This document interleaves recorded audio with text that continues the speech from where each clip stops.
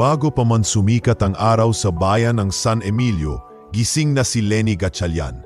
4:00 pa lang ng umaga, pasan na niya ang lumang sako sa balikat, may bahid pa ng kahapon. Wala siyang motor, wala ring kariton. Ang kanyang mga paa ang nagsilbing gulong at ang sako niyang may butas sa gilid ang kanyang tindahan. Hindi tulad ng ibang may pwesto sa loob ng palengke, si Lenny ay nasa gilid lamang ng lumang bakod. Malapit sa basurahan at sa pwestong hindi tinatambayan ng mga mamimili.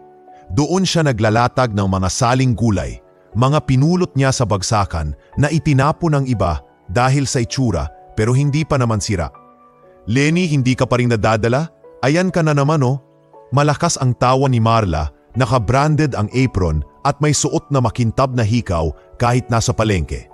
Parang nilalangaw ang kalakal mo, baka pati langaw ay naawa. Dagdag pa ni Osi, sabay turo sa mga pinong kangkong ni Lenny na halos tuyo na sa gilid ng plastik niya. Hindi na sumagot si Lenny. Inilatag niya ang ilang pirasong talong, ampalaya at inupit na saging na saba. Lahat ay pinulot niya sa bagsakan kagabi nang makalibre ng panulam. Dahan-dahan niyang inayos ang sirang timbang na minsan ay nagpapakita ng sobrang bigat kahit wala pang laman ng timbangan. Itinali niya ulit ang sinulid na nagkukumpuni sa sirang bahagi nito. Hindi ko po balak makipag-agawan sa inyo. Malumanay niyang tugon kay Marla. Gusto ko lang po makauwi na may maiulam ang tatay ko. Baka naman tatay mo ang dahilan kung bakit ka mukhang kawawa. Sa bagay manang-mana ka nga, Lenny. Bago tumalikod at nagtungo sa sariling pwesto na puno ng bagong harvest mula sa supplier sa Laguna. Sa isang sulok, may ilang estudyanteng dumaan at nagtawanan. Isa pa nga ay naglabas ng cellphone at palihim na kinukuhanan ng video si Lenny habang tinatalian ang kangkong gamit ang lumang rubber band na kinolekta niya mula sa mga basurahan. Ngunit si Lenny, sanay na.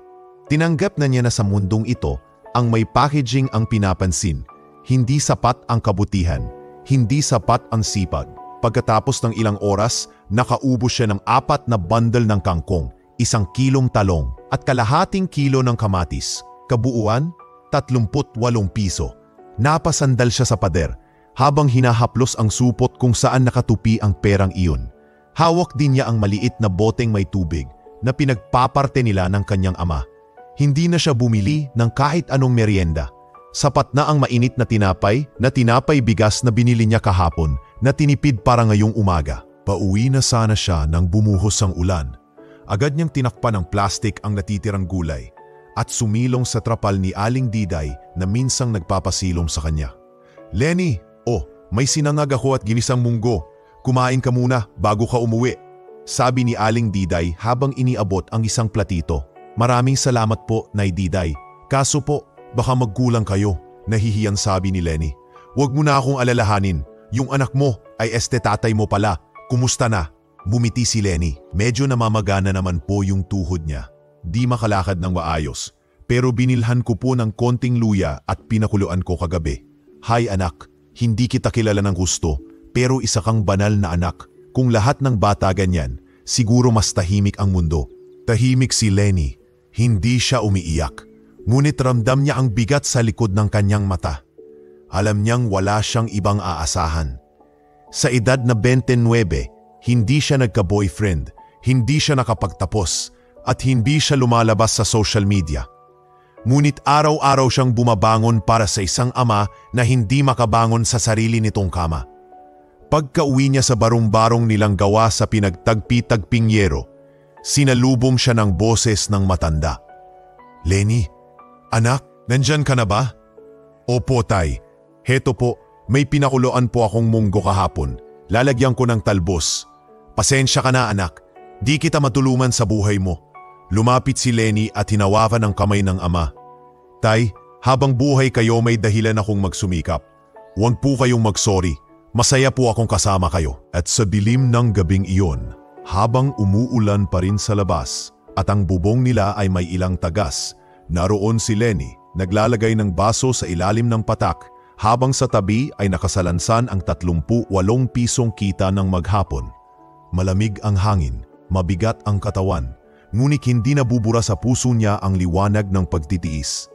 Hindi niya alam na sa mga susunod na araw, may paparating na liwanag at ito ay magmumula sa isang banyagang hindi niya kilala. Dala ang isang lumang paper bag na magpapabago ng kanyang kapalaran. Hindi laging mahirap ang buhay ni Lenny. Bago pa man siya matutong pumulot ng gulay at magbilad ng luya sa harap ng barong-barong, isa siyang estudyanteng binansagang isang dangkal ang talino.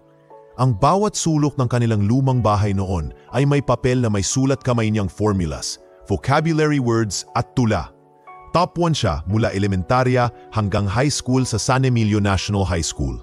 Sa mga pictures niya, si Lenny ang inaasahang magiging guro o di kaya'y isang inhinyerong magpapabago sa takbo ng pamilya nila. Lenny, kapag nakatapos ka, tiyak kong mas magaan na ang buhay natin, sabi ni Mang Dolfo habang kinukumpuni noon ang sirang upuan. Gamit ang martilyong si Lenny pa ang bumili mula sa ukay. Opo tay, babalik ko po sa inyo yung bawat pako na ipinupok ninyo para sa kinabukasan ko. Sagot niya noon, nakangiti habang hawak ang notebook niyang may planong blueprint ng Gulay Express. Isang mini food hub na puro sariwang gulay lang ang ulam. Ngunit lahat ng iyon ay parang nabura sa isang iglap. Taong 2015 nang biglang nalugi ang maliit na hardware store na sinimulan ng kanyang ama dahil sa isang bogus supplier. Naubos ang puhunan, natambakan ang utang at kasabay noon ay nagdesisyon ang kanyang ina, si Isabel, na mag-abroad para makabawi. Hindi rin iyon naging madali.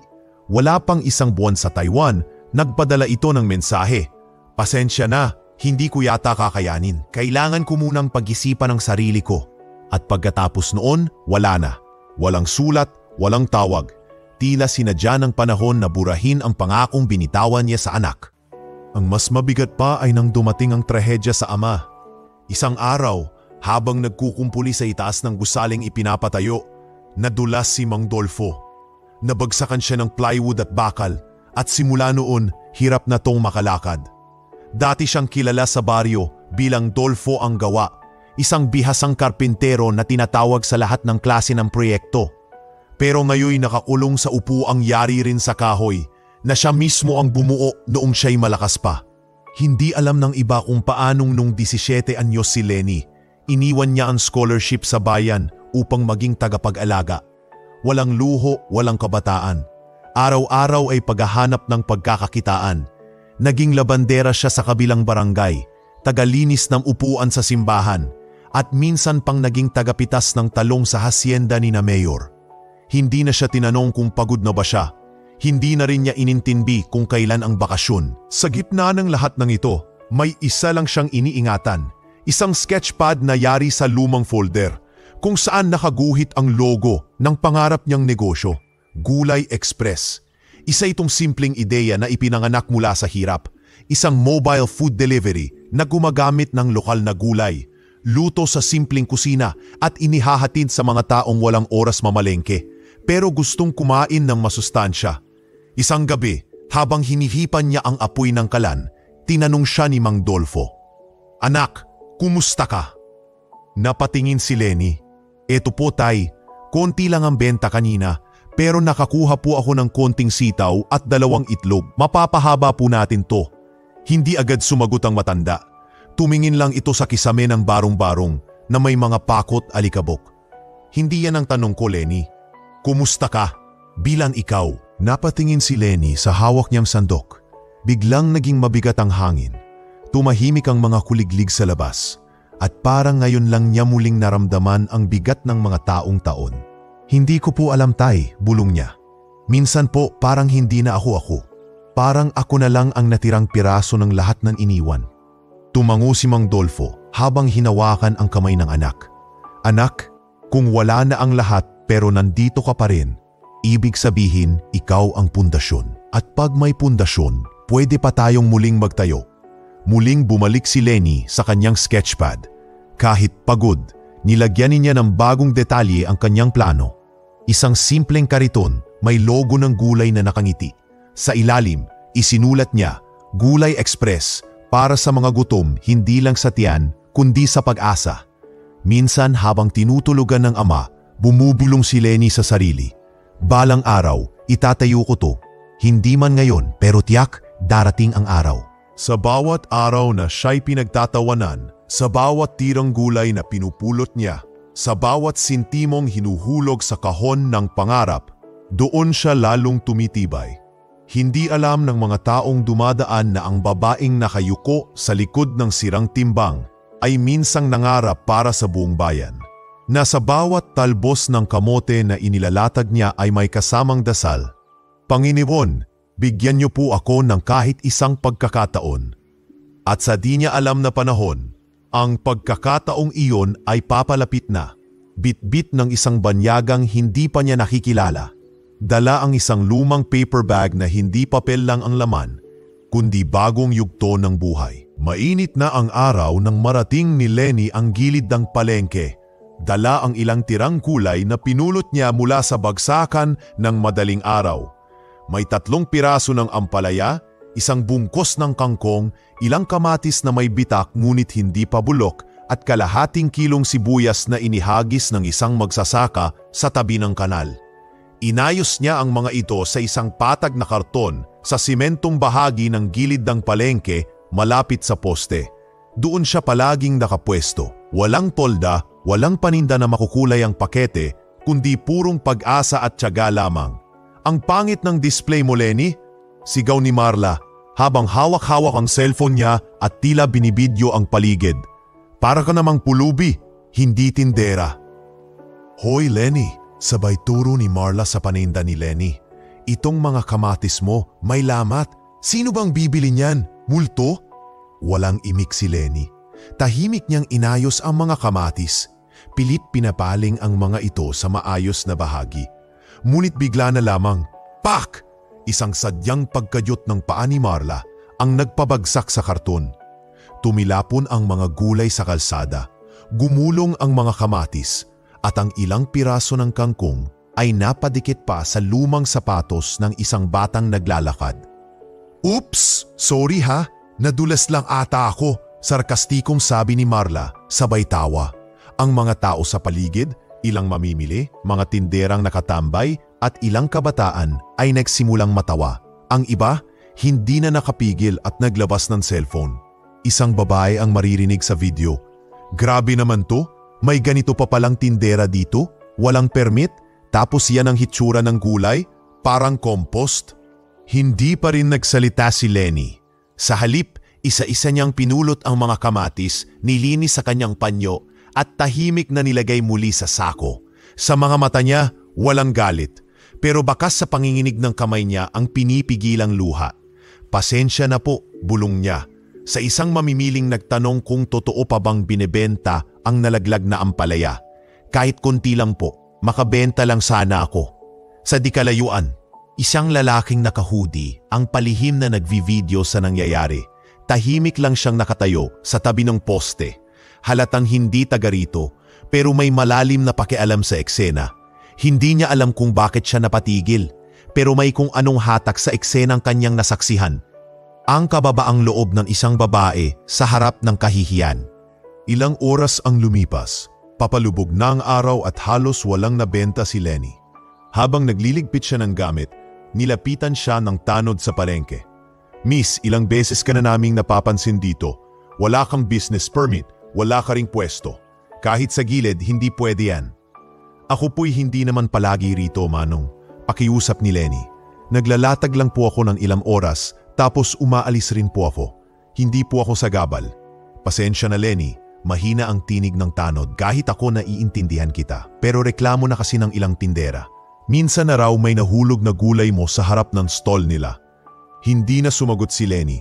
Tumango na lang siya, saka pinasan ang kanyang sako. Pagka-uwi niya sa bahay, dinala niya ang nalalabing gulay sa kusina. Si Mang Dolfo ay nakahiga pa rin, nagbabasa ng luma niyang comics na binabasa at binabasa na lang tuwing walang magawa. Anak, kumusta ang benta? Ngumiti si Lenny, pero hindi umabot sa mata. Kaunti lang po tay, pero okay lang. May natira pang bigas. Gagawan ko po kayo ng lugaw. Habang niluluto ang lugaw, hindi niya mapigilang mapahawak sa dibdib. Mabigat, masakit, hindi siya nagalit, pero pagod na siya. Sa ilalim ng liwanag ng maliit na bumbilya, unti-unti nang namumuo ang luha sa kanyang mga mata. Tahimik lang siyang umupo sa tabi ng ama at dahan-darang sumandal. Doon siya umiyak, walang tunog, Pero dumadaloy sa kanyang mga pismi ang mga luhang matagal nang pinipigil. Kinabukasan, maaga siyang bumalik sa gilid ng palengke, dala pa rin ang ilang gulay. Kahit wala ng trapal at mas malayo na sa gitna, naglatag pa rin siya. Lumapit ang isang matandang pulubi na madalas niyang nakikita sa tapat ng simbahan. Payat, nakasuot ng punit-punit na jacket at may tungkod na yari sa putol na kahoy. "Miss, magkano po itong ampalaya?" tanong ng matanda. "20 lang po, pero kung kulang po kayo, pwede na po kahit 10. Naghalongkat ng pera ang matanda. Halos butil-butil na barya ang laman ng kanyang lata. "Heto lang po ang meron ako, 8, mahiyain niyang sabi. Ngumiti si Lenny at ibinigay ang ampalaya. "Sa totoo lang, wala po akong panukat, pero alam ko pong mas importante po sa inyo ang gutom." Napangiti ang matanda. "Alam mo, ikaw ang una kong napangiti sa loob ng 3 taon. Nagkatinginan sila saglit, at sa pagitan ng isang bulok na upo at sirang timbang, may lumitaw na bagay na mas mahalaga sa pera. Dangal, kabaitan at pagmamahal na hindi kayang sukatin ng presyo. At sa di kalayuan, ang lalaking may hoodie na nagvideo kahapon ay naroon ulit. Ngunit ngayon, hindi lang nanonood. May dala na siyang isang lumang paper bag, at sa loob nito, hindi lang gulay ang maaaring magbago sa mundo ni Lenny." Pumatak ang ulan ng walang babala. Mula sa mainit at maalinsangang hapon, bigla na lamang bumagsak ang malamig na buhos ng langit, parang sinadyang palamig ng isang araw na punong-puno ng pagod at gutom. Si Lenny, na anina pa nakaayos ng maliit na latag ng gulay sa gilid ng palengke, ay walang masilungan. Hindi tulad ng ibang tindera, wala siyang tolda, walang payong, at ang panindalang niya ay nakapatong sa karton na ngayoy unti-unting nilalamon ng tubig. Mabilis niyang tinakpan ang mga natitirang gulay gamit ang lumang trapal na tiniklop niya pa mula sa lumang plastic bag. Basang-basa ang kanyang balikat, ang buhok niya ay nakadikit na sa pisngi, at ang lumang tsinelas ay dumudulas sa aspalto. Habang patuloy ang ulan, napansin niyang may 3 batang lalaki na naghahanap ng masisilungan sa ilalim ng sirang waiting shed. Basa na ang mga damit ng mga ito, nangingingid, at ang isa sa kanila'y humahawak sa tiyan. Lumapit si Lenny, dala ang maliit na basket na may natitira pang talbos ng kamote, ilang pirasong sitaw at 2 patatas. "Mga anak, kayo ba'y kumain na?" tanong niya, habang inilalapag ang basket sa harap ng mga bata. Umiling ang isa, si Junjun, 7 taong gulang. "Hindi pa po ate, ulan po kasi, wala si nanay. Kumukuha raw ng labada," sagot nito habang sinisinghot ang sipon. "Eto, kunin niyo na to. Di man luto, pwede itong ilaga, talbos at patatas." "Wag na kayong mahiya," sabay ngiti ni Lenny kahit nanginginig na rin siya sa lamig. "Ay ate, bayad po ba ito?" tanong ng pinakamatanda sa kanila, si Kaloy. "Hindi, libre. Ang gutom, hindi sinisingil," sagot ni Lenny sabay tawa, kahit walang kasiguraduhan kung anong ulam ang iuuwi niya kay Mang Dolfo sa gabing iyon. Nakatingin si Alain mula sa windshield, gamit ang kanyang cellphone habang kinuunan ng video ang tagpong iyon. Ang isang babaeng basang-basa, nakangiti pa rin, habang nagbibigay ng gulay sa mga batang hindi niya kilala. "Mga ka-vlog, ito ang kwento ng isang tindera sa San Emilio. Wala siyang tolda, wala siyang sariling stall pero meron siyang puso. Ito ang gulay na walang presyo pero may puso," wika niya habang kinukuhanan si Lenny sa malayo. Pagka-uwi niya, agad niyang inedit ang video at in-upload ito sa kanyang page. "Gulay na walang presyo pero may puso. Watch how this poor vendor gives without expecting anything." Sa loob lamang ng ilang oras, nag-viral ang video, umabot ng higit sa 50,000 views sa unang gabi. Ang comment section ay puno ng, "Grabe ang bait naman niya. Sana matulungan siya. May GCash pa siya, gusto ko siya padalhan ng kahit konti. Siya ang tunay na influencer." At sa gitna ng napakaraming reaksyon, tahimik pa rin si Lenny sa maliit niyang silid, nagtatanggal ng basa sa kanyang trapal, habang inaabot ang tinapay na isinawsaw niya sa mainit na sabaw para sa kanyang ama. Hindi niya alam na may libo-libong puso na ang naantig sa ginawa niyang iyon. Sa kanya, isa lang iyong simpleng pagtulong, isang bagay na hindi kailangan ng anunsiyo o papuri. Ngunit hindi lahat ay natuwa. Kinabukasan sa palengke, Hinarap siya ni Marla at Ozzy. May hawak na cellphone at sinadyang lakasan ng boses. Ay nako, Lenny! Sikat ka na raw ha? Pasaring ni Marla habang pinapaikot-ikot ang eyeshadow brush sa harap ng salamin ng stall niya. Oo nga, ang galing mong umarte sa ulan. Drama queen. Pwede ka nang sumali sa teleserye, Tindera, The Soap Opera, dagdag ni Ozzy habang nagtatawa. Hindi po ako umarte, may nakita lang akong gutom at may konti pa akong gulay. Mahinang sagot ni Lenny habang inaayos ang mga talbos. Ang konti daw, para sa content lang yan. Sigurado ako may pakanakang vlogger na yon. Publicity stunt, di ba? Madiing sabi ni Marla. Tahimik si Lenny. Hindi niya kailangang ipaliwanag ang kabutihang walang inaasahang kapalit. Ngunit habang kinukutya siya ng mga nakatayo sa gilid, may isang mamimiling matandang babae ang lumapit at tahimik na nagsabi, "Ikaw pala si Lenny. Ako yung nag-comment kagabi. Salamat sa ginawa mong kabutihan. Hindi mo alam kung gaano yun ka-inspiring. Eto, kahit maliit lang, inabot nito ang isang supot na may laman na kalahating kilo ng bigas at isang sobre. May nakasulat, para sa gulay na may puso. Nangingilid ang luha sa maa ni Lenny. Hindi dahil sa halaga ng bigas, kundi dahil sa patunay na may mga mata pa ring nakakakita ng mabuti sa mundong puno ng pangumutya." At habang papalapit ang gabi, sa kabilang bahagi ng bayan, isang banyaga ang nakaupo sa isang kwarto ng budget hotel. Hawak niya ang cellphone, pinapanood ang viral video. Tahimik siyang ngumiti, saka binuksan ang drawer. Mula roon, kinuha niya ang isang lumang paper bag. May nakasulat sa harap, "Kapag ang kabutihan ay walang puhunan, ang balik nito'y mas mahal pa sa ginto." Kinabukasan, pupuntahan niya ang babaeng hindi niya pa nakikilala. Ngunit matagal na niyang inaabangan. Maagang nagising si Lenny ng araw na iyon. Sa kabila ng puyat sa pag-aalaga kay Mang Dolfo, agad siyang bumangon. Sinuyod ang bagsakan ng gulay sa may paanan ng ilog at pinili ang mga pinakaayos-ayos pang tira-tirang gulay. May ilang piraso ng sitaw, maliliit na kalabasa at kangkong na hindi gaanong nagusot. Inilagay niya ito sa bilao na halos kasing tanda na niya. Itinakip ang lumang panyo at iniayos ang sarili sa harap ng basag na salamin. "Makikihalubilo ako sa mga tunay na negosyante, Tay." Biro niya sa kanyang ama habang pinupunasan nito ang lumang wheelchair. "Kahit isang bilao lang ang bitbit ko, baka sakaling may makapansin." Ngumiti si Mang Dolfo, pilit na iniangat ang sarili. "Basta tandaan mo anak, ang puhunan mo'y hindi gulay, kundi dangal." Lumakad siya papuntang palengke na may bahid ng pag-asa sa mata. Dahil sa social media video ng vlogger na nag-viral, umaasa siyang may magbubukas ng pinto. Kahit maliit, kahit silip lang. Nakaayos na ang Gulay Festival sa gitna ng palengke. May mga lunti ang palamuti, mga streamer na may nakasulat na "Sariwang galing, galing ng sariwa" at mga food stall na punong-puno ng makukulay na produkto. Lahat ng piling negosyante ay may sariling booth, may printed tarp at libreng kuryente. Lumapit si Lenny sa registration table, bitbit ang kanyang bilao na may taklob na panyo. Sa likod ng mesa, naroroon si Sir Donnie, ang marketing head ng event, kasamang si Marga, ang host at event coordinator.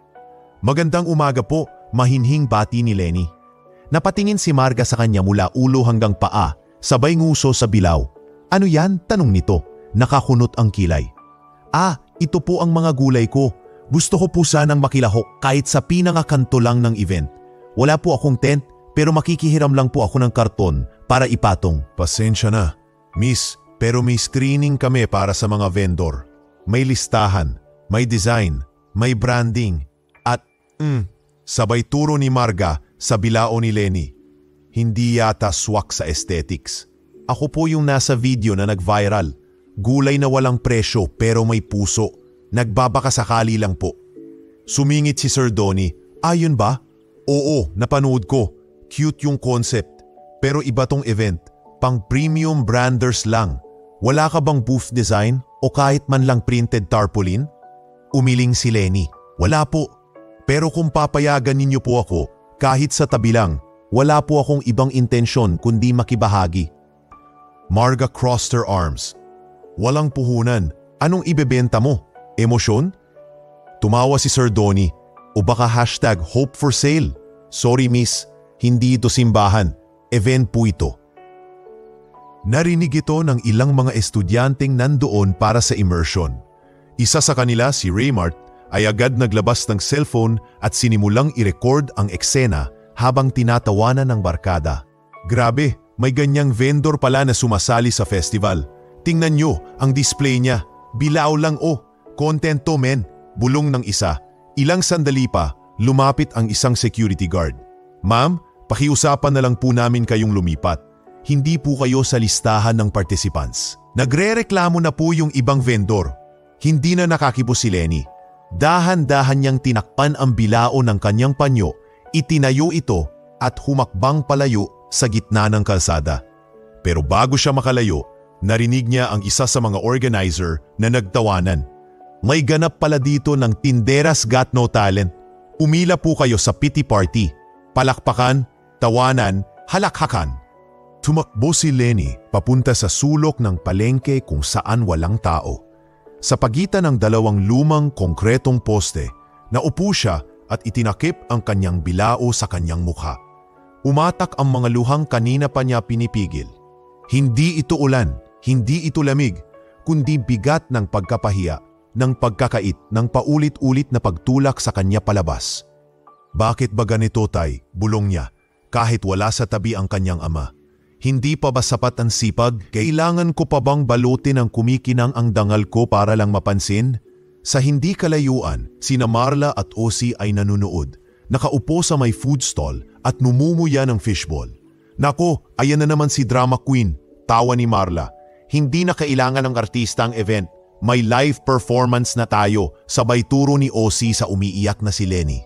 Mula sa malayo, isang batang babae ang tahimik na nakatingin sa eksena. Hawak ang cellphone ng ama niya, si Elaine, ang food vlogger. Pinapanood niyang muli ang video ng gulay na ibinigay ni Lenny, habang ang orihinal na tagpo sa harap niya ay kabaligtaran ng kabaitan sa video. Papa, bulong ng bata, bakit sila natutuwa na umiiyak yung mabait na tindera? Hindi sumagot si Elaine, pero tinignan niya si Lenny mula sa malayo. At sa kanyang puso, alam niyang may kailangang gawin. Hindi pa ngayon, pero malapit na. Habang naglalakad pa uwi si Lenny, basang-basa sa ulan at luha, hindi niya alam na sa bawat yabag niya sa putik ng palengke, may paparating na panibagong kabanata. Isang hakbang papunta sa isang hindi inaakalang pagbabago. At sa silid ng hotel sa kabilang bayan, binuksan ng isang dayuhan ang isang lumang sobre. Inilabas ang papel at binasa, para sa taong nagbibigay kahit walang-wala. Hintayin mo ko. Mainit ang araw, ngunit tila ba malamlam ang paligid ng umagang iyon. Sa gilid ng kalsadang malapit sa palengke ng San Emilio, naroon si Lenny. Tahimik na inaayos ang mga natuyong kangkong na nilatag niya sa ibabaw ng sirang karton. Sa kabila ng napakabigat na nangyari kahapon sa Gulay Festival, heto siya muli, pumupulot ng lakas, sinusubukang bumangon sa gitna ng kahihiyan. May bandang 9:00 na nang dahan-dahang lumapit ang isang matangkad na lalaki. Maputi ang buhok, balingkinitan ang katawan, nakasombrero at nakasuot ng simpleng polo na bahagyang gusot. Tila ba hindi sanay sa init ng tropikal na panahon. Hawak nito ang isang lumang paper bag at ang bawat takbang niya ay parang may kasamang alaala. Tahimik siyang naupo sa bangkong yari sa sirasirang hollow block sa tabi ni Lenny. Hindi siya namimilit, hindi siya mapanghusga. Basta naroon lang siya, nakatingin sa mga pinapatuyong kangkong. Ila ba may tinitingnan sa malalim na bahagi ng simpleng tagpong iyon? Napansin siya ni Lenny at agad nang ngumiti. Magandang umaga po. Gusto niyo po ng kangkong? Bagong patuyo po yan. Ngunit ang sagot ng matanda ay hindi inaasahan. May bayad ba ang ngiti mo? Napalingon si Lenny. Sandaling natahimik, ngiting-ngiting na palitan ng pagtataka. Ay, po? Anong sabi ninyo? May bayad ba ang ngiti mo? Ulit ng dayuhan sa malumanay na Ingles, may halong matigas na dila. Kasi kung may bayad, baka hindi ko kaya. Napatawa si Lenny sa kabila ng pagod. Wala pong bayad ang ngiti. Lalo na po kung totoo. Tumango ang matanda. Then I'm lucky, sabay abot ng paper bag sa kanya. Napakunot ang noo ni Lenny. Ano po to? Para saan? Mumipilam ang dayuhan. galing sa puso. Hindi kailangan tanungin. Bago pa makapag-react si Lenny, tumayo na ang dayuhan. Mr. Harold Vincenzo, ako po. At ikaw, you must be Lenny. Paano niyo po nalaman pangalan ko? Hindi na sumagot si Harold. Tumalikod siya, ngunit bago lumayo, nagsalita pa ito. Ang mga taong tumutulong, hindi nila alam na tinutulungan nila ang buong mundo. Ang ginawa mo, napunta sa tamang puso. At sa ilang hakbang, naglaho si Mr. Harold sa kanto ng kalsada. Iniwan si Lenny na hawak-hawak ang lumang paper bag. Hindi niya alam kung dapat niya itong buksan agad. Parang may bigat ang bawat guhit ng papel. Napatingin siya sa langit, parang naghahanap ng sagot. Pagka-uwi sa bahay, binuksan niya ito sa harap ni Mang Dolfo. Tay, may nag-abot po nito kanina. Hindi ko po kilala, pero parang alam niya lahat sa akin. Anak, baka scam yan. Baka mamaya, prank show. Hindi po, iba yung mata niya, tay. Parang matagal na niyang kilala ang mga sakit ko. Maingat niyang binuksan ang loob ng paper bag. Sa ibabaw, may naka-fold na sulat. Binasa niya ito ng malakas. Hindi mo kami kilala, pero matagal na kitang naririnig. Matagal nang umabot sa amin ang kabutihang ginawa mo sa isang taong halos wala ng dahilan mabuhay. Si Tatay Benong, tinulungan mo kahit ikaw mismo'y kapos. Dahil doon, napilitan siyang bumalik sa amin sa Cebu at doon siya gumaling sa isang charitable center. Ako ang anak ng taong yon at ngayon ay bahagi ng programang nagbibigay ng bagong pag-asa sa mga taong may pusong katulad mo. Hindi ito suhol, hindi ito kabayaran. Ito'y panimula. Nanginig ang kamay ni Lenny sa sumunod na nakita. Isang envelope na may laman na 250,000 pesos. Isang simpleng business permit na nakapangalan sa kanya at isang note card na may sulat kamay. Start here, don't stop. Hindi agad nakaimik si Lenny. Napaluhod siya sa harap ng kanyang ama. Hawak-hawak ang sobre na parabang hindi pa rin niya matanggap ang lahat. Anak, baka panaginip lang yan. Mahina pero nangingilid sa luha ang tinig ni Mang Dolfo. Hindi po tay, hindi panaginip to. Binigyan po ako ng simula. Binigyan po nila ako ng panibagong buhay. Tumayo siya, parang may kakaibang liwanag ang mga mata niya. Ang dating takot na palitan ng determinasyon. Ang dating pangarap na sinulat lang niya sa lumang sketchpad, na yun ay unti-unting nabubuhay. Hinawakan niya ang business permit na may logo sa ilalim, Gulay Express para sa mga gutom, hindi lang sa tiyan kundi sa pag-asa. Sa labas ng kanilang barong-barong, tumigil na ang ulan. Muli na namang sumisikat ang araw sa bayan ng San Emilio. Hindi alam ng mga nagmaliit, ng mga nagtawa, ng mga bumaliwala na ang babaeng dati nilang tinutuligsa ay ngayoy bibit-bitin ng panahon sa bagong simula. At sa kalsadang dati nilalatagan lamang niya ng karton, magsisimula siyang maglatag ng mga pangarap. Hindi na para lang makatawid sa gutom, kundi para makapagtanim ng pag-asa sa buong bayan. Anak, sigurado ka ba dyan? Tanong ni Mang Dolfo habang nakasulyap sa spreadsheet na gawa lamang sa papel, bond at ballpen. Opo tay, ito po yung plano ko, hindi lang basta kariton. Gusto ko pong maging kakaiba. Tugon ni Lenny habang ipinapakita ang sketch ng isang eco-friendly mobile gulay cart. Ang disenyo ay may mga compartment para sa sariwang gulay, may maliit na cooler sa ilalim para sa mga dahon at solar-powered na ilaw para sa gabi. Hindi ito karaniwang kariton. Ito ay isang ideya na ipinanganak sa kahirapan pero lumaki sa pag-asa. Kinabukasan, nagtungo si Lenny sa maliit na pagawaan malapit sa boundary ng bayan. Doon niya muling nakita si Bryle, ang anak ni Tatay Benong. Matangkad, payat, halos hindi nagsasalita, pero kilala sa lugar bilang tahimik na henyo pagdating sa kahoy at bakal. Bukod sa pagiging karpintero, bihasa rin ito sa welding at basic carpentry design. Brille? Bati ni Lenny habang nilalapag ang ilang larawan at sketch. Naalala mo pa ako? Tumango si Brille. Ikaw yung nagbigay ng ampalaya sa tatay ko. Hindi kita malilimutan. Ngumiti si Lenny. Kailangan ko ng tulong. May pondo na po ako. Gusto ko po sanang gawin to. Kariton po, pero kakaiba. Tahimik lang si Brille habang tinitingnan ang drawings. Matapos ang ilang sandali, mumidi ito at sinabi, "Kaya ko to, pero hindi kita sisingilin ng mahal. Isa tong utang na loob Sa loob ng 3 linggo, sabay silang nagtulungan. Tuwing umaga, si Lenny ang namamalengke ng screws, kahoy, batal at pintura.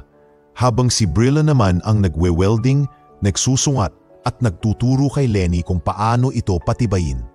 Tuwing gabi, nagpapakain si Lenny ng lutong munggo o ginisang gulay.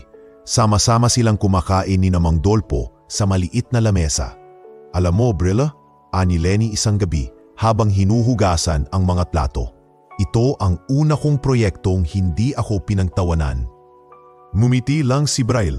Hindi lahat ng tahimik, walang pakialam. Pinanood lang kita noon, pero alam ko may araw ka rin. Dumating ang araw ng pagbubukas ng kariton. Kulay berde ito. May disenyo ng mga dahon sa gilid at isang maliit na sign sa harapan na may nakasulat. Gulay ni Lenny, sariwa, sapat, may saysay. Hindi na ito mga tira. Bumiyahe siya patungong Nueva Ecija at nakipag-ugnayan sa isang grupo ng magsasaka doon.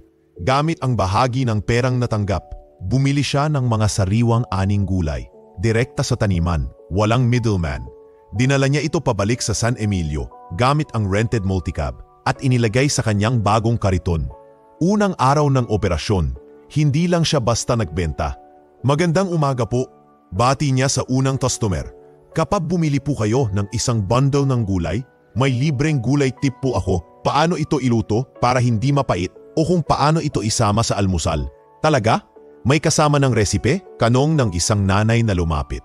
Opo, at hindi po kailangan ng magarang rekado. Kayang-kaya kahit pang araw-araw. Unti-unting kumalat ang balita sa mga kapitbahay, sa barangay at sa social media.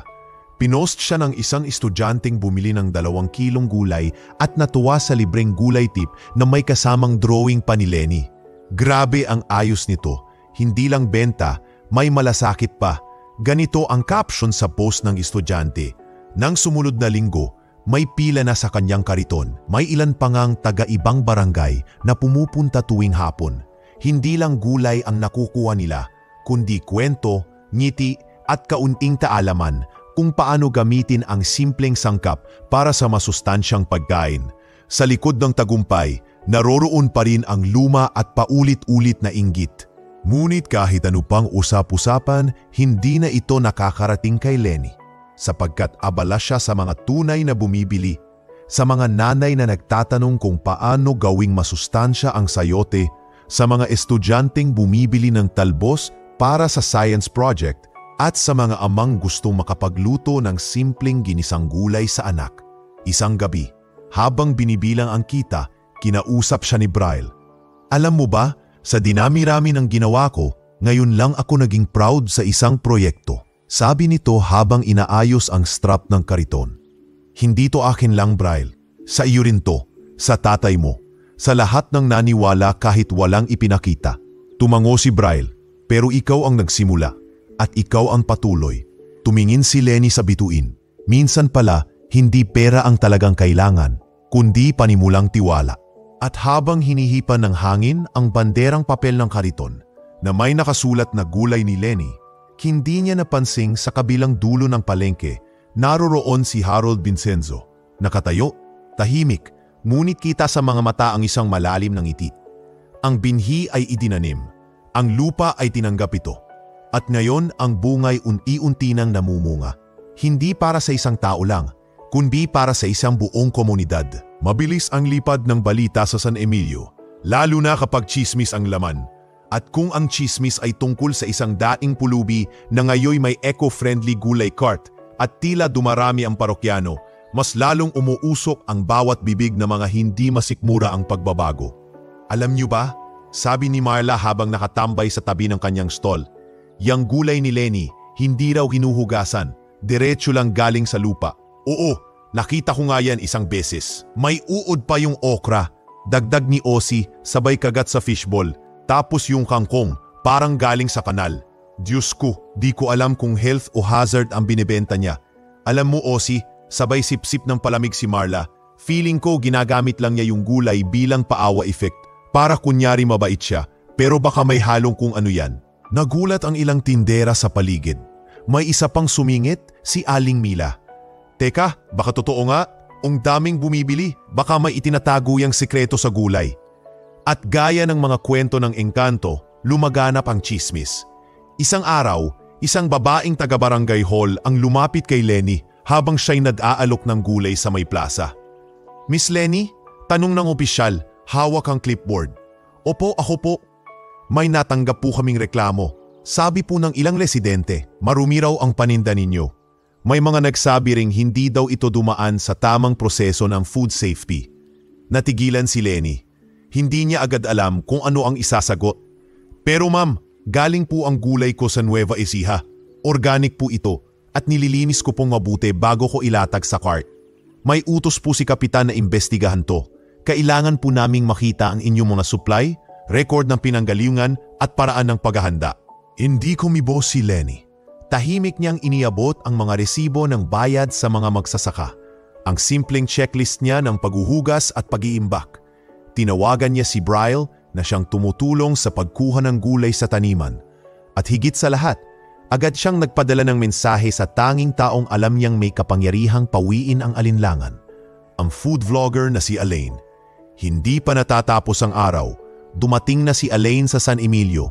Bit-bit ang kanyang kamera, isang sample ng cart ni Lenny at ilang fresh produce. "Mga ka-vlog, panimula niya sa live video. Narito tayo ngayon sa San Emilio para sagutin ang usap-usapan tungkol sa kalidad ng mga paninda ni Lenny, ang gulay na walang presyo pero may puso."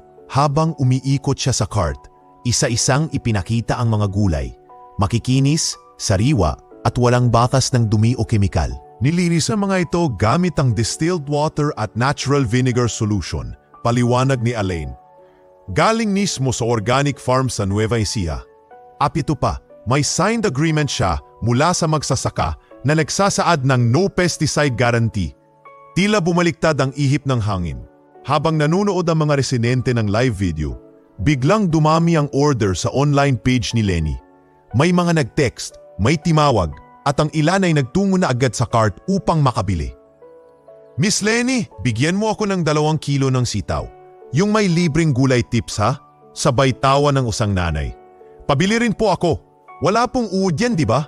"Hehe, biro lang," sabi ng estudyanteng dati tumawa sa kanya.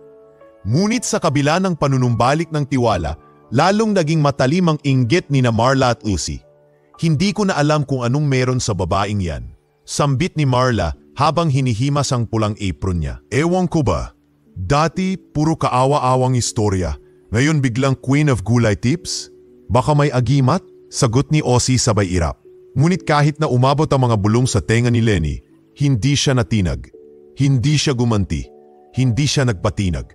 Sa halip, kinabukasan, habang inaayos niya ang mga bagong ani sa cart, napansin niyang may mga batang babae na namimili sa pwesto ni Marla.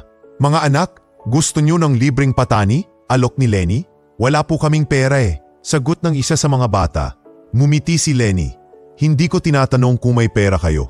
Tanong ko, gusto niyo ba ng patani?" Tumawa ang mga bata, sabay tanggap ng supot ng gulay. Maya-maya, napansin ni Marla ang ginawa ni Lenny. Lumapit siya, hindi para magreklamo, kundi para manukso. "Wow ha, pati anak ko binibigyan mo na ng gulay?" Hindi umimik si Lenny agad. Ngunit nang makahanap ng tiempo, lumingon siya at mahinahong nagsabi, "Alam mo Marla, ang gutom walang kasalanan. Kahit sino pa ang nanay o tatay nila, kung may kaya akong ibigay, ibibigay ko." Tumahimik si Marla. Hindi niya alam kung paano babasagin ang kabutihang iyon. At sa bawat hakbang ni Lenny pauwi, dala ang walang halong galit na puso, lalong dumadami ang sumusunod sa kanyang yapak. Sa mundong puno ng pagdududa, tsismis at panghuhusga, may mga taong pipiliin pa ring manindigan. Hindi para patunayan ang sarili, kundi para ipakitang mabuti kahit kailan ay hindi kailangang sumigaw. Sapat na itong makita, maramdaman at pamarisan. 3 taon ang lumipas mula noong unang lumusong si Lenny sa ulan para magbigay ng gulay sa 3 batang basang-basa.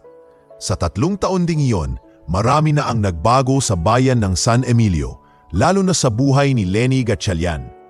Ang dati niyang kariton na yari sa kahoy at bakal ay bahagi na lang ng showroom ngayon. Nakadisplay ito sa harap ng bagong bukas na gusali ng Gulay Express.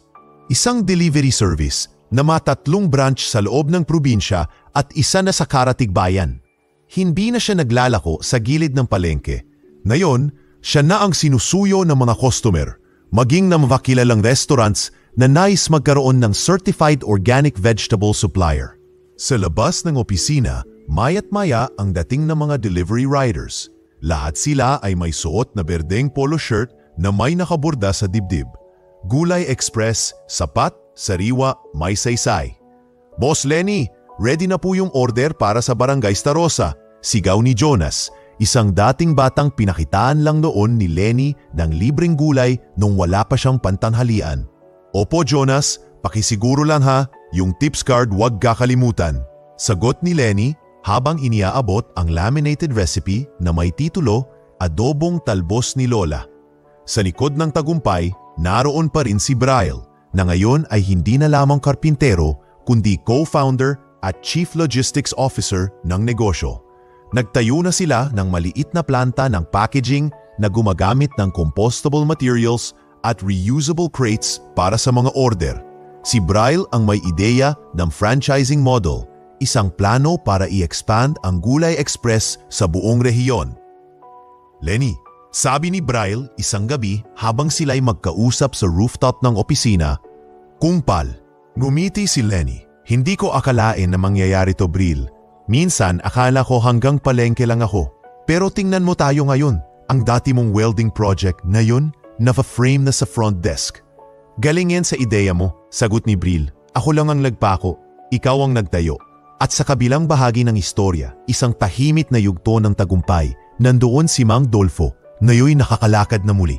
Sa tulong ng consistent na physical therapy na kayang-kaya ng bayaran ni Lenny, unti-unting bumalik ang lakas ng kanyang mga binti. Hindi na siya naka-wheelchair, kundi gumagamit na lang ng tungkod paminsan-minsan. "Lakad na tayo tay, may pasok po kayo sa senior wellness program." Biro ni Lenny habang inaakay ang ama palabas ng bahay. "Akala ko noon, hindi ko na mararanasang makatayo ulit. Pero anak, dahil sa'yo, tumayo akong muli hindi lang sa katawan, kundi sa dangal." Sagot ni Mang Dolfo habang pinagmamasdan ang dating barong-barong na ngayon ay bahay na ng matitibay na bato at may sariling gulayan sa likod. Isang araw, habang abala si Lenny sa pagtanggap ng mga bagong applicants para sa posisyon ng branch supervisor, dalawang mukha ang lumipaw sa pintuan ng kanilang opisina. Si Marla at si Ossie. Hindi na sila nakapustura. Wala na ang dating makintab na hikaw ni Marla. At si Ossie ay hindi na rin mukhang sanay sa pag-vlog. May dala silang brown envelope, mga dokumentong pang-apply. "Lenny," bungad ni Marla, mababa ang tono. "Alam naming, hindi kami naging mabait sa'yo noon at siguro wala kaming karapatang humingi ng kahit ano. Pero kung may bakante ka, handa kaming magsimula kahit sa mababa." Si Ossie, bagamat mahiyain, ay nagsalita rin. "Nagsara na po yung stall namin, nawala ng customer at ewan ko parang lahat ng karma dumapo sa amin." Tumahimik si Lenny. Hindi agad siya nagsalita. Pinagmasdan niya ang dalawang babaeng minsan ay naging pinakamapinding humusga sa kanya. Ang mga dating tawa nila na parang kutsilyo sa kanyang dignidad, ngayon ay napalitan ng pakiusap, ng pagkapit sa pag-asa. Hinawakan ni Lenny ang folder. Binuklat. Tumango. "May bakante kami sa inventory team. Kailangan namin ng taong masinop, maayos sa paperwork, marunong makipag-usap sa supplier. Kung kaya niyong ituring ang gulay hindi lang bilang produkto, kundi bilang buhay, handa akong magbigay ng pagkakataon." Napaluha si Marla. Si Ossie ay napatakip ng bibig. "Bakit mo kami tinanggap?" tanong ni Marla. "Kahit hindi namin to deserve." Gumiti si Lenny. "Dahil ang gulay, kapag nalanta, pwede pang buhayin. At sa negosyo ko, hindi lang produkto ang binibigyang tsansa, pati ang tao." Mula sa bintana ng opisina, tanaw na tanaw ang bayan ng San Emilio. Dati isang maliit na baryo na puno ng chismis at pagkakanya-kanya. Pero sa likod ng bawat sako ng gulay, bawat recipe card, bawat panibagong rider, nakatayo ang pangarap ng isang babaeng minsang nilait, nilampasan at itinulak palayo. Ngunit piniling bumalik upang yakapin ang lahat. Hindi na siya Lenny na walang puhunan. Siya na ngayon si Lenny na may misyon. At ang Gulay Express, hindi lang negosyo, isa itong kilusan ng pag-asa na sa bawat kilong gulay ay may kasamang paalala. Walang basurang gulay at walang taong hindi pwedeng bigyan ng panibagong simula. May sandaling akala ni Lenny na mananatiling tahimik ang kanyang mundo. Isang mundo ng simpleng gulay, munting kariton, at ilang piraso ng panibagong pag-asa. Ngunit nang dumating ang imbitasyon mula sa Maynila para sa isang prestihiyosong Women in Business Summit, isang bagong pintuan ang nabuksan, hindi para sa kanya lamang, kundi para sa lahat ng mga tulad niya na minsang hindi binigyan ng puwang sa anumang entablado. Miss Lenny Gatchalian, sabi ng executive assistant mula sa organizing committee sa kanyang tawag, "We would be honored to have you as one of our keynote speakers. You are a symbol of resilience, innovation, and compassion. Your story has reached farther than you think." Sandali lang siyang natahimik sa tawag. Parang nanumbalik ang eksena kung saan siya pinagtawanan sa palengke, binagsakan ng karton at inalisan ng dignidad. Sino siya upang magsalita sa harap ng mga may malalaking kumpanya? Mga taong may MBA, mga CEO? Ngunit naalala niya rin ang unang batang binigyan niya ng kangkong, ang unang ampalayang ipinagkaloob niya kay Tatay Benong, at ang lumang paper bag na may sulat na "Start here, don't stop."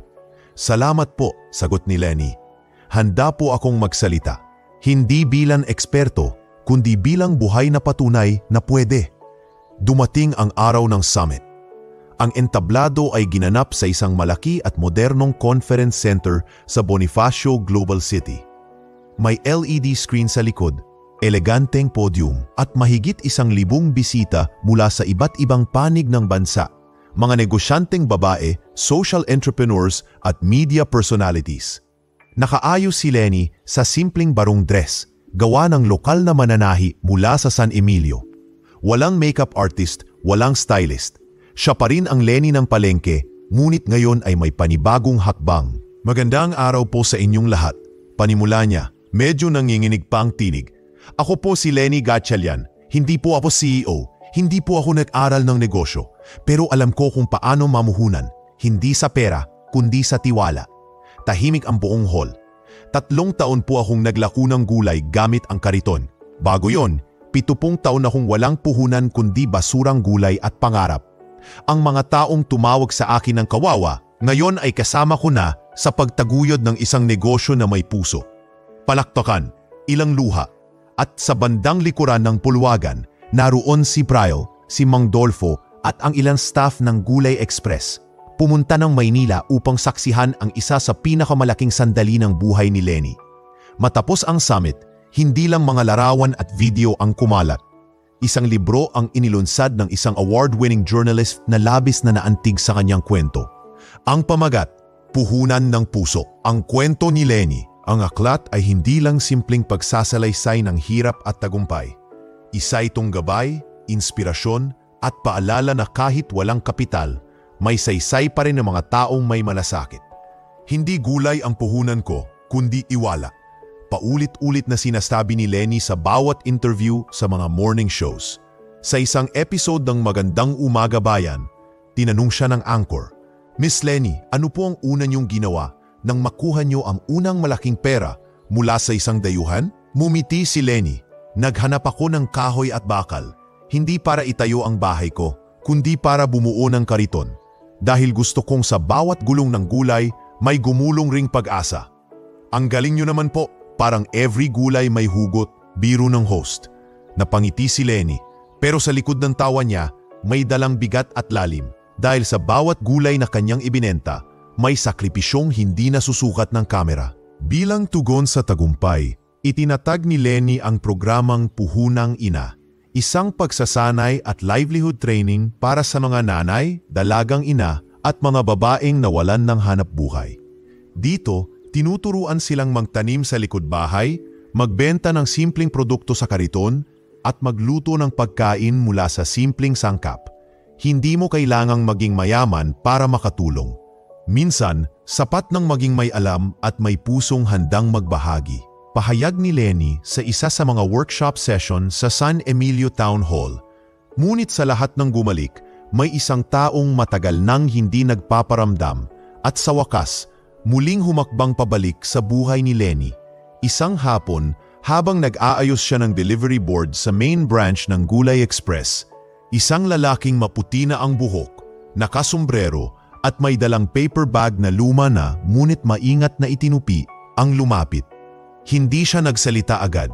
Tiningnan lang niya si Lenny na noon ay abala sa pagtuturo ng delivery route sa isang bagong rider. Nang mapansin siya ni Lenny, napahinto ito. "Mr. Harold?" tanong niya, halos hindi makapaniwala. "Yes," sagot ng dayuhan, habang iniabot ang paper bag. "Akala ko tapos na ang misyon ko, pero gusto ko lang makita kung anong tinubuan ng binhi ko." Hindi na napigilan ni Lenny ang luhang namuo sa kanyang mata. Tumakbo siya papunta kay Harold at mahigpit itong niyakap. "Kung wala kayo, hindi ko alam kung saan ako pupulutin ngayon," aniya. "Hindi ako ang dahilan, ako lang ang daluyan." "Ikaw ang dahilan, ang puso mo," sagot ni Harold. Sa loob ng opisina, pinaupo nila si Harold. Pinatikim ng ginisang gulay, pinakilala sa mga rider, at ipinakita ang simpleng museo sa likod, kung saan naka-frame na ang mismong paper bag na minsang naglalaman ng 250,000 pesos at ng mga salitang "Start here, don't stop." Sa tabi ng papel, nakasulat na ngayon ang bagong mensahe. Hindi natatapos ang kabutihan. Lumalago ito gaya ng halamang inalagaan. At sa labas ng gusali, habang patuloy na bumibili ang mga tao ng sariwang gulay, hindi nila alam na sa likod ng bawat kilo ng ampalaya, talong at kalabasa, may isang kwento ng muling pagbangon, ng kabutihang hindi binayaran, at ng pusong piniling magtanim kahit walang kasiguraduhang aanihin. Mainit ang hapon nang dumating sa opisina ng Gulay Express ang isang matandang babaeng nakaputing blusa, may bandana sa ulo at bitbit ang isang maliit na itim na bag. Halatang hindi taga rito. Ang bawat hakbang niya ay mabagal at sa bawat hakbang ay parang may dalang bigat na mga taon. Nasa front desk si Lenny, ang isang grupo ng trainees mula sa bagong livelihood program para sa kababaihan. Nang pansinin niya ang matandang tila nag-aalinlangan, pumasok. "Ma'am, tuloy po kayo," bati ng receptionist. Ngunit hindi agad tumugon ang babae.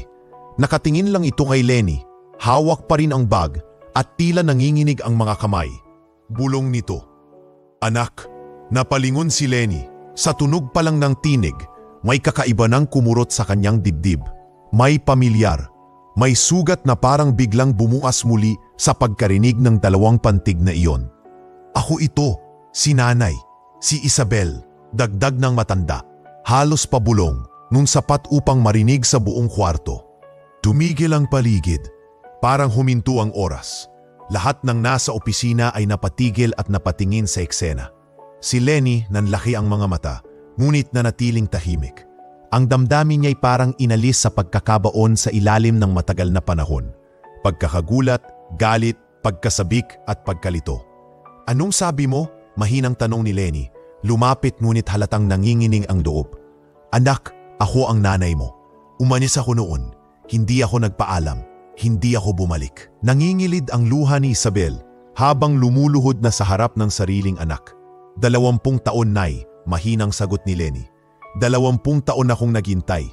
Sa bawat bintana, sa bawat sulat, ni minsan, wala kayong ipinakitang senyales na buhay kayo. "Alam ko," hikbi ni Isabel. "At araw-araw akong sinisingil ng konsensya ko. Umalis ako noon dahil akala ko kaya kong buuin ang sarili ko sa ibang bansa. Pero naloko ako, naiwan sa ibang kamay, nagkasakit at nahirapang bumalik. At habang lumilipas ang taon, lalo akong natakot, baka hindi mo na ako tanggapin." Tumahimik si Lenny. Tumalikod siya saglit. Sa loob ng kanyang dibdib may bahagyang alon ng galit. Ngunit higit sa lahat, may isang bagay na pinili niyang hindi sirain kahit kailan, ang kanyang puso. Maya-maya lumapit si Mang Dolfo na yun ay may tungkod pero may lakas pa rin ang tinig. "Lenny," sabi nito, "kahit anong sakit ang idinulot ng nakaraan, hindi ito sapat para pigilan tayong maging buo ngayon. Anak mo siya, ina mo siya. Kahit anong tama ng bagyo, ugat pa rin ang naghahanap sa pinanggalingan." "Pero Tay," bulong ni Lenny, "paano ko mapapatawad ang isang taong iniwan akong walang sagot habang ako'y lumuluha gabi-gabi sa katahimikan?" Ganon din ang tanong mo sa akin dati, di ba? Nang hindi kita mabuhat, nang hindi ko kayo mapakain. Pero pinili mong magpatawad. Huminga ng malalim si Lenny. Tumingin sa kanyang ina na ngayoy nakaluhod pa rin, humahawak sa laylayan ng kanyang pantalon. Ito po ang totoo, Nay, wika niya. Hindi ako galit. Hindi na, kasi pinili kong mamuhay ng walang puot. Pero hindi ko alam kung paano tayo magsisimula ulit. Kung pahihintulutan mo lang ako, sagot ni Isabel, kahit maglilis ng bodega, kahit taga-ayos ng plastic, kahit anong gawin mo, gusto ko lang makabawi. Hindi sa negosyo mo, sa pagiging ina ko. Tumayo si Lenny, inabot ang kamay ng ina, pinatayo ito at tahimik na niyakap. Patawad din po, Nay, sa lahat ng nasabing wala kayong alam, sa galit kong hindi ko naipakita. Simula ngayon, hindi na natin uulitin ang tanong na bakit.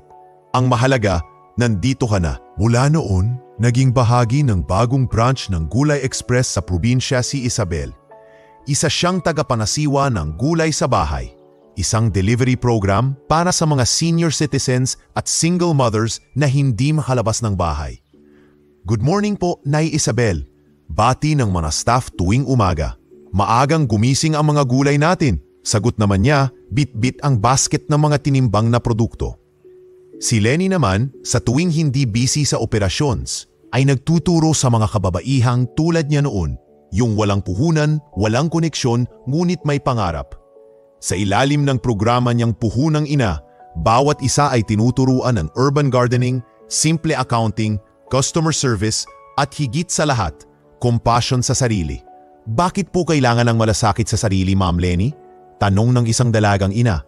Dahil kapag ang sarili mo'y nilampaso ng mundo, ang una mong kailangang buhatin ay hindi gulay, kundi dangal. Lahat ay natahimik. Tumango ang mga kalahok. Minsan, habang nakaupo si Lenny sa balkonahe ng bagong training center, dumating si Isabel. May dalang kape at puto. Tingnan mo to, anak, wika ng ina habang iniabot ang mug na may nakasulat, para sa pinakatibay na anak sa mundo. Ngumiti si Lenny. Nay, wag niyo na akong iyakan araw-araw ha. Okay na tayo. Hindi iyak to, luha to ng pasasalamat. At sa harap ng kanilang pinagsaluhang hapunan, nakita ni Lenny ang pamilyang minsang nabasag. Ngayoy muling pinubuo. Hindi dahil perpekto na ang lahat, kundi dahil piniling magpatawad, magmahal at magsimula muli. Sa ilalim ng araw sa bayan ng San Emilio, hindi na lang simpleng kariton ng gulay ang makikita sa lansangan. Ngayon, may mga bagong delivery van na may nakapintang berdeng logo ng Gulay Express. Mga eco bags na hindi plastik kundi gawa sa abafa at pinya. At mga kabataan na nagsusuot ng t-shirt na may bold na nakasulat, negosyo, hindi lang kita, dapat may manasakit. Ang dating ambisyon ni Lenny na tumulong sa mga tulad niya ay isa ng sistemang buhay, umaagos sa bawat dulo ng komunidad. Sa tulong ng kanyang team at ng ilang partner foundations, inilunsad niya ang Gulay para sa Bukas Scholarship Program. Isang hakbang na para sa kanya ay utang na loob sa mga magsasakang minsan ay pinanggalingan ng bawat sako ng kanyang buhay. Ang mga anak ng magsasaka ang madalas na nakalimutan, ani Lenny sa press launch ng programa. Pero sila ang mga unang dapat iniimbestan dahil sila ang tagapagdala ng pagkain ng bayan. Bawat taon, 10 iskolar ang pinipili mula sa iba't ibang probinsya, pawang mga anak ng magsasaka. Sila'y sinusuportahan sa edukasyon, binibigyan ng mentoring sessions at isinasama sa immersion sa logistics at agribusiness ng Gulay Express. At sa dulo ng programa, binibigyan ng puhunan kung nais nilang magsimula ng sarili nilang farm-based microbusiness. Isa sa mga unang iskolar, si Rene, ay ngayon isa ng partner grower mula sa Benguet. Kung hindi dahil kay Ate Lenny, siguro na sa tabing bukid pa rin ako ngayon, naghihintay ng pag-ani ng repolyo. Pero walang kasiguraduhang may bibili. Hindi lang edukasyon ang nilabanan ni Lenny. Sa usapin ng kapaligiran, nagtaguyod din siya ng matapang na paninindigan. Sa ilalim ng Gulay ni Lenny Zero Waste Project, lahat ng packaging ng tindahan ay compostable, reusable, o recyclable. Ang mga tirang gulay ay hindi tinatapon, ginagawang organic fertilizer o iniluluto para sa community kitchen ng Puhunang Ina. Dahil dito, ang kanilang branch sa San Emilio ay kinilala bilang unang zero-waste vegetable hub sa buong Luzon. Isang hakbang na hindi lang tungkol sa negosyo, kundi sa kinabukasan. Sa likod ng mga tagumpay, naroon pa rin ang puso. Hindi niya kailanman nakalimutan ang pinagmulan, kaya't sa tuwing may bagong batch ng kabataan na nagtatanong, tinuturuan niya hindi lang ng basic accounting o marketing strategy, kundi ng aral ng buhay. Panimula ni Lenny sa isang lecture sa barangay hall, ang pinakamahalagang bahagi ng negosyo ay hindi kita, kundi kung ilan ang naiangat mong kasama, kung paano mo ginamit ang maliit mong lakas para palakasin ang iba. Paano po kung puro palya ang umpisa? Tanong ng isang batang babae na nagbabalak magtinda ng homemade atsara. Ngumiti si Lenny. Lahat ng gulay, bago lumago, tinatabunan muna ng lupa.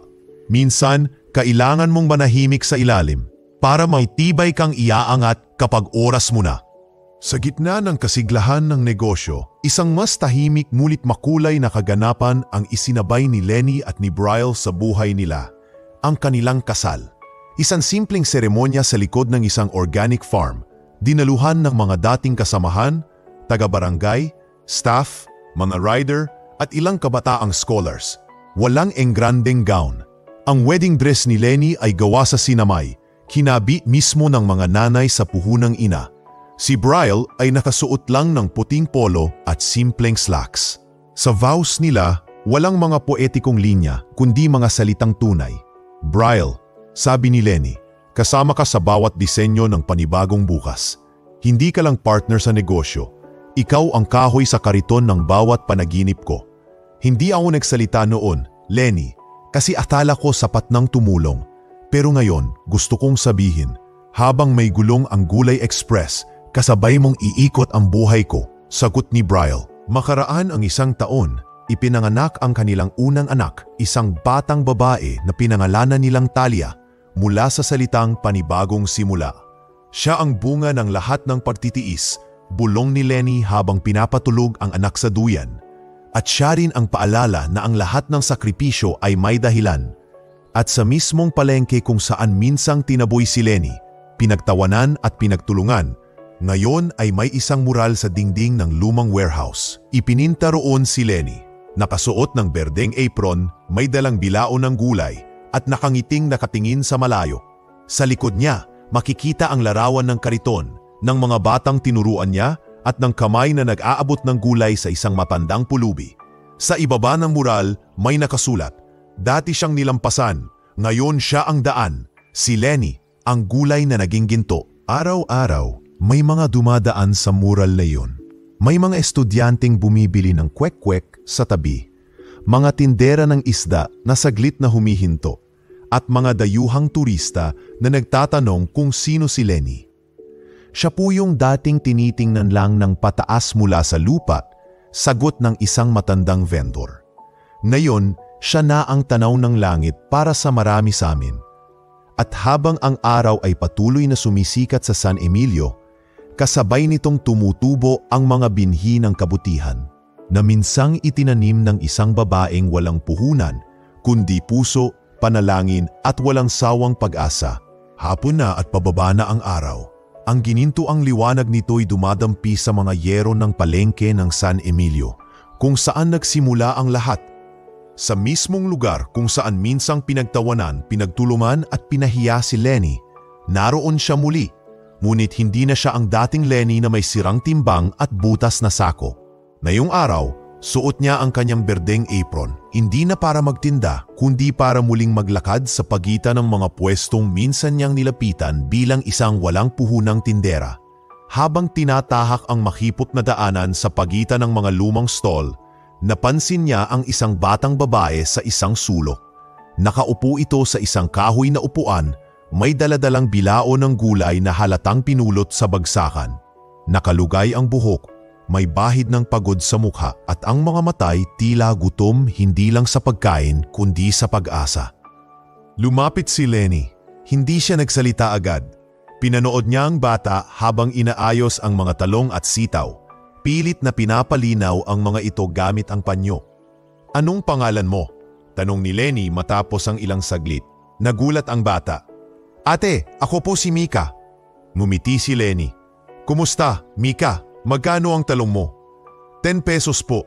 Pero kung kukuha po kayo ng marami, pwede pong tawaran.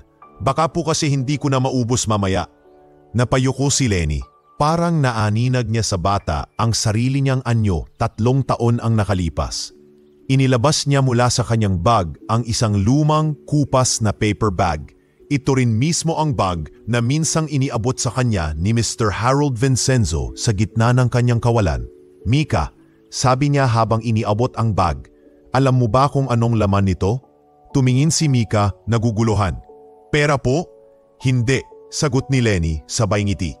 Mas mahalaga pa. Maingat na binuksan ni Mika ang bag. Sa loob, walang salapi, walang pagkain. Sa halip, may isang listahan. Manila paper na may maayos na pangalan ng mga kababaihan. Nelia, dating tindera ng isda.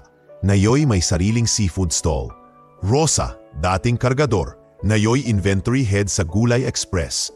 Jean, dating single mom. Nayoy franchiser ng gulay ni Lenny sa Davao. At sa ilalim ng listahan, may nakasulat. Kung mabuksan mo ang puso mo, kahit anong laman ng bag ay magiging puhunan. Tahimik si Mika. Binasa ang bawat pangalan. Hindi niya kilala ang mga ito, ngunit naramdaman niya ang bigat at halaga ng bawat isa. Ano po to? Tanong niya halos pabulong. Mga taong minsang tulad mo, wala ring puhunan, walang kasiguraduhan, pero binuksan nila ang puso nila, nagtiwala, nagpatuloy, at ngayon sila'y bahagi na ng mas malaking kwento. Bakit niyo po ito ibinibigay sa akin? Dahil isang araw, Mika, ikaw naman ang magpupuno ng listahang yan. Biglang napaluha si Mika. Hindi niya maintindihan kung bakit, pero ang pakiramdam niya, para siyang muling pinangakuan ng pagkakataon sa isang mundong matagal nang tila wala siyang puwang. Magsisimula po ako bukas, ani Mika. Maghahanap po ako ng mas maayos na gulay. Magtatabi po ako ng kita. Magpapakain po ako ng mas bata pa sa akin. Para po may mapuno akong pangalan sa papel na to. Mumiti si Lenny. Yan ang tunay na puhunan. Naglakad siyang muli sa palengke, ngunit ngayon, hindi na siya sinusundan ng mga mata ng pag-aalangan. Hindi na rin siya pinagtatawanan. Ang mga tindera na minsang nagkamali sa kanya, ngayoy bumabati, lumalapit at tila ba nais makasama sa kanyang landas. Lenny, tawag ni Aling Diday mula sa pwesto niya. May luto akong ginataang kalabasa. Kain ka muna. Salamat po, Nay. Susunod po ako. Tugon ni Lenny, sabay ngiti. Ang ganda mo pa rin, kahit sikat ka na. Biro ni Osi, na ngayoy isa ng staff ng Community Logistics. Nakaka-inspire ka pa rin, kahit araw-araw ka naming nakikita. Sabi ni Marla, ngayon ay Assistant Coordinator ng Gulay Express Branch sa Palengke. Ngunit ang pinakamalaking ngiti ni Lenny ay hindi sa mga papuri, hindi sa mga parangal, kundi sa bawat simpleng pagbati, sa bawat tindera na dati umiiwas, ngunit ngayon ay lumalapit, nakangiti. Hindi dahil kailangan nila ng tulong, kundi dahil gusto nilang tumulong rin. Sa isang sulok ng palengke, naroon ang moral, nagniningning sa bagong pintura. Isang imahe ni Lenny na may dalang bilao ng gulay. Nakangiti sa isang batang hawak ang paper bag. At sa ilalim nito, muling isinulat ang mga salitang humubog sa kanyang pagkatao. Ang tunay na puhunan ay hindi nabibilang sa papel. Ito'y ipinapasa mula sa puso ng susunod na susubo. At sa ilalim ng araw na papalubog, naglakad si Lenny palayo sa palengke. Hindi para lisanin ito, kundi para magbigay daan sa mga susunod na Mika, Rosa, Nelia at iba pa. Sapagkat ang kwento niya ay hindi nagtatapos sa tagumpay, kundi nagsisimula sa bawat pusong pinili ring maniwala. Wakas, kung umabot ka sa dulo ng kwentong ito, salamat sa iyong oras. At sana'y may naiwang aral sa iyong puso. Ang buhay ni Lenny ay paalala sa ating lahat na ang tunay na puhunan sa buhay ay hindi laging pera, koneksyon o kagandahan ng kalakal, kundi tiwala, sipan at malasakit. Mula sa basurang gulay hanggang sa tagumpay na may puso, napatunayan niya na kahit ilang ulip kang ibansak ng mundo, basta't may paninindigan ka, makakabangon ka. Sa panahon ng pagmamataas, piliin pa rin natin ang kababaang loob. sa gitna ng inggit at tsismis, piliin natin ang kabutihan. At sa bawat pagdududa sa ating kakayahan, piliin nating maniwala. Sapagkat minsan, isang lumang paper bag lang ang kailangan upang magsimula ang isang pagbabago. Kung nagustuhan mo ang kwento ni Lenny, huwag kalimutang mag-like, mag-share at mag-subscribe sa channel para sa iba pang kwentong hango sa katotohanan, inspirasyon at pag-asa. Dahil sa bawat kwento, may aral. At sa bawat aral, may panibagong simula.